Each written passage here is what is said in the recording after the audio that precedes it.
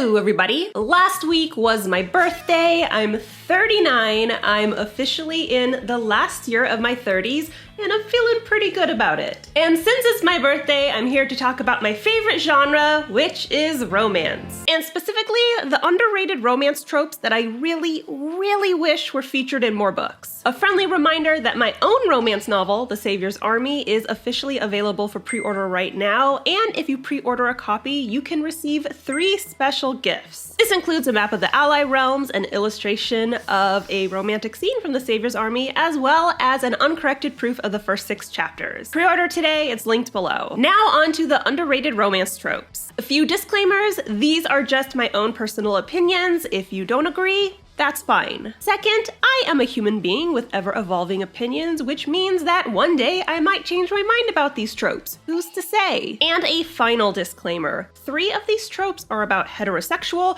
or heterosexual presenting relationships. That's not because I only read hetero romance. Far from it. It's because hetero romance is the majority within the genre and subsequently has the most problems. These are my suggestions for fixing your romance stories so they don't suck. Number 1. Yearning. Spice is fine. Smut is fine. I read books that feature both, and they're a delight. But I think a lot of authors have forgotten the plot, literally. Unless you're writing erotica, which is a valid genre, sex is not supposed to be the entire purpose of a novel. And if you're writing a romance, that's an even more important distinction. Love is supposed to be the purpose of a romance novel, and sex, if it's featured at all, is the cherry on top. Sometimes it's a big cherry, maybe the ice cream is full of cherries, but still, it's the cherry. Bring back the yearning. I want to see these characters admire, appreciate, and adore each other. And I want that admiration, appreciation, and adoration to be about more than sex. This honestly feels like scraping the bottom of the barrel. Shouldn't everyone seeking a romantic relationship expect to be yearned for? And for what it's worth, books can totally open with tons of banging and still feature yearning. Their relationship starts off as sexual and transitions into something romantic, just like a relationship can start off as platonic and then become romantic. Or it can start off as romantic and turn into deep-seated hatred, but that's another genre. The point is, I want to see these characters pine for one another on a romantic, emotionally intimate level. The sexy stuff is great too, but that's not what the romance genre is supposed to be all about. Number 2, the black cat and the golden retriever. I've seen the grumpy sunshine trope done super well with homosexual couples, but when it's heterosexual, I don't want to see it, I don't want to hear about it, I don't even want to go near it, because it's done to death and it's always a grumpy man and a sunshine woman, which usually translates into an asshole and a manic pixie dream girl, and I'm not interested. What I'd love to see more of is the black cat and the golden retriever, which is a standoffish woman and an adorable, friendly, sweetie pie man. This trope feels interesting and realistic. Women have a lot of reasons to feel standoffish, especially around men. They're often the worst. And a man who is friendly and sweet and a pleasure to be around is really refreshing. It's special, it's unique, it's rare. That's what makes this man a desirable love interest. The goal of a lot of romance novels is to make one character, usually the female character, relatable. And in today's landscape, being standoffish and pissed off and wary of men is relatable, which is why I really love a black cat and golden retriever pairing. No more asshole men and cartoonish sweetheart women who exist solely to fix their problems. I want to see a sweet guy prove his good nature and intentions to a skeptical woman. Number 3, the age gap romance, except she's older than him. This is another gendered trope that has been overdone in one direction and underutilized in the other. I've seen a million romance novels where a barely legal woman falls in love with her father's best friend, and holy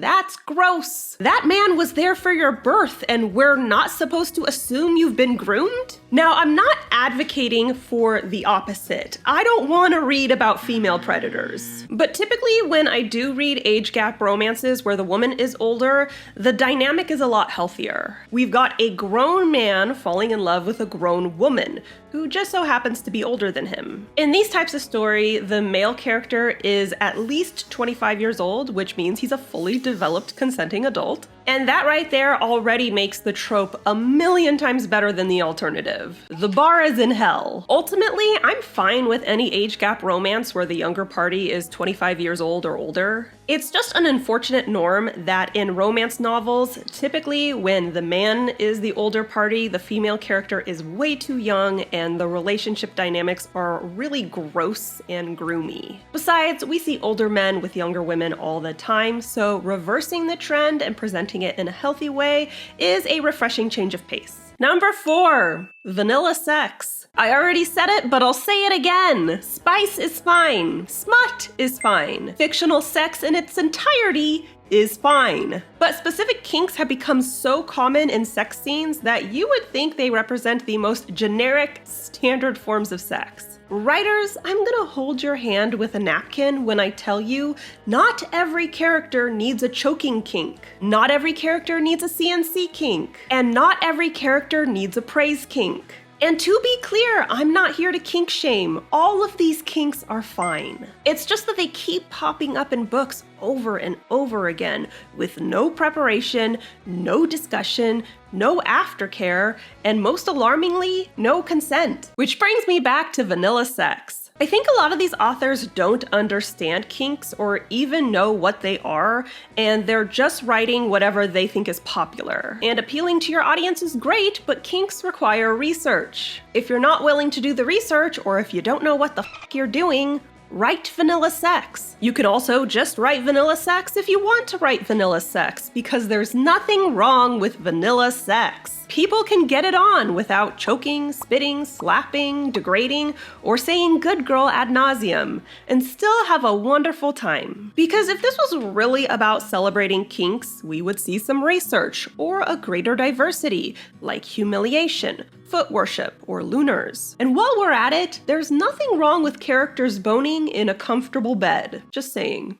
It doesn't always have to be up against a tree, or on a stone floor, or in an empty bathtub, or in the sky. And number 5, the green flag male love interest. A green flag male love interest is a male character who exhibits healthy traits like good communication, mutual respect, and emotional safety. Because the bar is where? That's right, in hell. And still, this is an uncommon trope in the romance genre, and more specifically, in romantasy. I'm not gonna elaborate on this trope because honestly, I don't want to have an aneurysm. I'm just so tired of reading about assholes, and I honestly don't understand why so many readers are excited about reading about such disgusting men. But they're appealing because they're hot and have shadow magic? I didn't know shadows were such a big deal. I'd just like to read about a man who treats his partner well. That's it. That shouldn't be too much to ask, and yet I'm asking for it here, right now. Every day there's a new release where the male character treats his love interest like sentient trash, and I'm supposed to swoon because he has dark hair. It's not working for me. That's all I got for you today. Savior's Army is available for pre-order right now, and if you pre-order, you can pick up 3 extra special gifts as a thank you.